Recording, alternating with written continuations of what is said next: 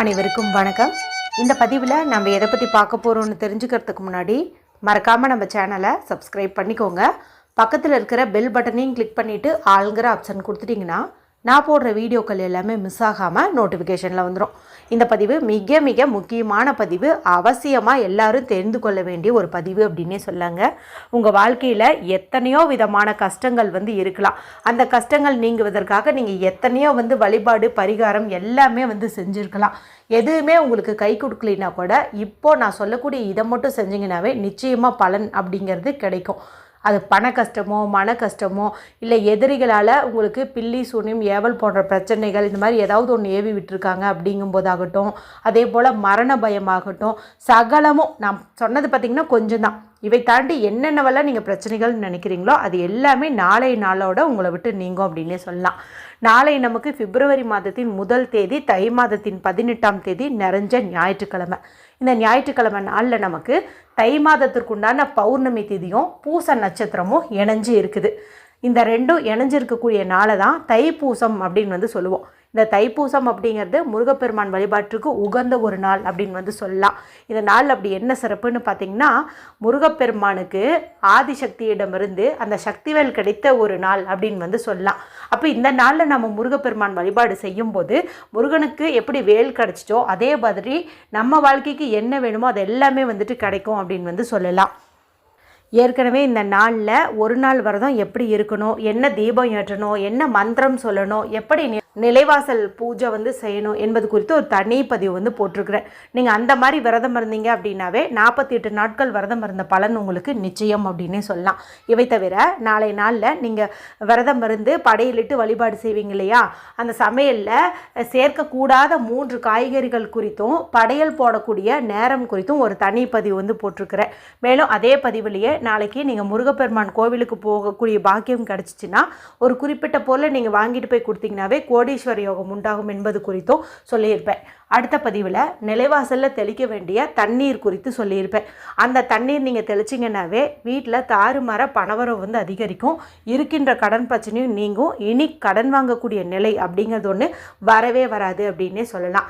அடுத்ததாக பார்த்திங்கன்னா, நாளைக்கு இந்த தைப்பூசம் தை பௌர்ணமி ரெண்டும் இணைஞ்சிருக்கிறதுனால ஒரு குறிப்பிட்ட செடியானது உங்கள் கண்ணில் பட்டுச்சு அப்படின்னாவே அதை வச்சு ஒரு பரிகாரம் செய்யுங்க. இதன் மூலமாக அடுத்த தைப்பூசத்துக்குள்ளே உங்களுக்கு கோடீஸ்வர யோகம் உண்டாகும். நீங்கள் கோடீஸ்வரர் ஆகிறது யாராலையுமே தடுக்க முடியாதுன்னு சொல்லியிருப்பேன். ரொம்ப ரொம்ப சக்தி வாய்ந்த பரிகாரம். இன்றைக்கும் நமக்கு டைம் இருக்குது, நாளைக்கும் டைம் இருக்குது. அந்த செடியை பார்த்தீங்கன்னா அவசியமாக செஞ்சு பாருங்கள். 100% பலன் ஃபாஸ்ட்டாகவே உங்களுக்கு கிடைக்கும். சரி, இப்போ இந்த பதிவுக்கான விளக்கத்துக்குள்ளே போகலாம்.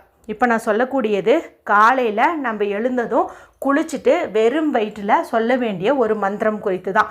இப்போது ஒரு சிலர் பார்த்திங்கன்னா விரதம் இருந்து வழிபாடு செய்வாங்க, ஒரு சிலர் விரதம் இருக்காமல் வழிபாடு செய்வாங்க, ஒரு சிலருக்கு வழிபாடு செய்யக்கூட நேரம் இருக்காது, ஏதாவது ஒரு முக்கியமான கமிட்மெண்ட் இருக்கும். அந்த மாதிரி இருந்தாலுமே காலையில் குளித்த உடனேயும் வெறும் வயிற்றில் நான் சொல்கிறத மட்டும் நீங்கள் ஒரு 6 முறை சொன்னீங்க அப்படின்னாவே போதும். விரதம் இருந்தால் வழிபாடு செஞ்சுருந்தா என்ன பலன் கிடைக்குமோ அது எல்லாமே உங்களுக்கு கிடைக்கும் அப்படின்னே சொல்லலாம். சரி, இது என்னன்னு பார்க்கலாம். எப்போதுமே ஒரு சில மந்திரங்கள் சொல்லும்போது நம்ம வெறுமனே சொல்லாமல் தண்ணீரை பக்கத்தில் வச்சுக்கிட்டோ அல்லது கையில் வச்சுக்கிட்டோ சொல்லணும்னு சொல்லியிருக்கிறேன் இல்லையா. ஏன் அப்படின்னு பார்த்திங்கன்னா, நம்ம மந்திரங்கள் சொல்ல சொல்ல அந்த மந்திரத்தினுடைய சக்தி எல்லாமே பார்த்திங்கன்னா தண்ணீரில் இறங்கும். ஏன்னா தண்ணீருக்கு நம்ம சொல்கிறது எல்லாம் கிரகிச்சிக்கக்கூடிய சக்தி உண்டு, நினைவாற்றலும் அதிகம் உண்டு. அப்போது நம்ம சொல்கிற அந்த மந்திரத்துக்கு உண்டான பலன் அது அந்த தண்ணீரில் இறங்குவதன் மூலமாக தண்ணீருக்கு கிடைக்கக்கூடிய பலன் எல்லாமே நமக்கு கிடைக்கும். ஏன்னா நம்ம அந்த தண்ணீரை கொஞ்சம் கொஞ்சமாக குடிக்க போகிறோம், நம்ம உடம்புக்குள்ளே செலுத்துக்க போகிறோம். இதன் மூலமாக உடம்புல ஏதாவது ஒரு பிரச்சனைகள் இருக்குது, மனசில் ஏதாவது பிரச்சனைகள் இருக்குது அப்படிங்கும்போது அது எல்லாமே நீங்கும் அப்படின்னே சொல்லலாம். சரி, இது என்ன மந்திரம் அப்படின்னு பார்த்தரலாம். இது வேல் காயத்ரி மந்திரங்க. ஏன் இந்த பர்டிகுலர் மந்திரத்தை நம்ம சொல்கிறோம் அப்படின்னு பார்த்திங்கன்னா, நான் முன்னாடியே சொன்ன மாதிரி ஆதிசக்தியிடமிருந்து சக்திவேல் இன்றைக்கி தான் முருகப்பெருமான் கைக்கு போச்சு, சரிங்களா. அப்போது நம்ம இந்த வேலுக்கு அப்படின்னு உரிய மந்திரத்தை சொல்கிறது ரொம்ப ரொம்ப சிறப்பு. அதில் இது ரொம்ப ரொம்ப சக்தி வாய்ந்த ஒரு மந்திரம்னே சொல்லலாம். ஏன்னா காயத்ரி மந்திரம் ரொம்ப ரொம்ப உயர்ந்ததுன்னு சொல்லுவாங்க. சரி, இப்போ நான் சொன்ன மாதிரியே ஒரு டம்ளர்லேயும் சொம்புலேயும் நீங்கள் தண்ணீர் எடுத்துக்கோங்க. வடக்கு திசை நார்த்து ஃபேஸிங் பார்த்த மாதிரி உட்காந்துக்கோங்க. ஏதாவது ஒரு விரிப்பு விரித்து வச்சு அதில் உட்காருங்க. ஏன்னா டைரெக்டாக தரையில் உட்காந்து மந்திரங்களை ஜபிக்கக்கூடாது. இப்போ உங்கள் முன்னாடி தண்ணீர் வச்சுட்டு இந்த மந்திரத்தை சொல்லுங்கள். ஓம் ஜ்வால ஜ்வாலாய வித்மகே கோடி சூரிய பிரகாசய தீமகி தன்னோ சக்தி பிரசோதயாத். ஓம் ஜுவால ஜுவாலாய வித்மகே கோடி சூரிய பிரகாசய தீமகி தன்னோ சக்தி பிரசோதயாத். இந்த ஒரு மந்திரத்தை நீங்கள் தினமுமே காலையில் குளித்ததும் 108 முறை 1008 முறை இந்த மாதிரியெல்லாம் சொல்லும்போது வீண் கவலைகள், பயங்கள், தயக்கம் இது எல்லாமே நீங்கும். அது மட்டும் இல்லாமல் துஷ்ட சக்திகள், மாந்திரீக ஏவல்கள் இது எதுவுமே உங்களை அணுகாதுன்னு சொல்லலாம். அதே போல் காரிய தடை இருக்குது, தாமதமாகுது ஒரு விஷயம் அப்படிங்கும்போது அது எல்லாமே நீங்குங்க. எதிர்பாராத ஏதாவது விபத்துகள் ஏற்படுது, மரண பயம் இருக்குது அப்படிங்கும்போது இனி அதெல்லாம் நேராமல் இது தடுக்கும் அப்படின்னே சொல்லலாம். இப்படி 6 முறை இந்த மந்திரத்தை நீங்கள் சொல்லுங்கள். சொல்லி முடித்த பிறகு இந்த தண்ணீரை கொஞ்சம் கொஞ்சமாக சிப் பண்ணி குடிங்க.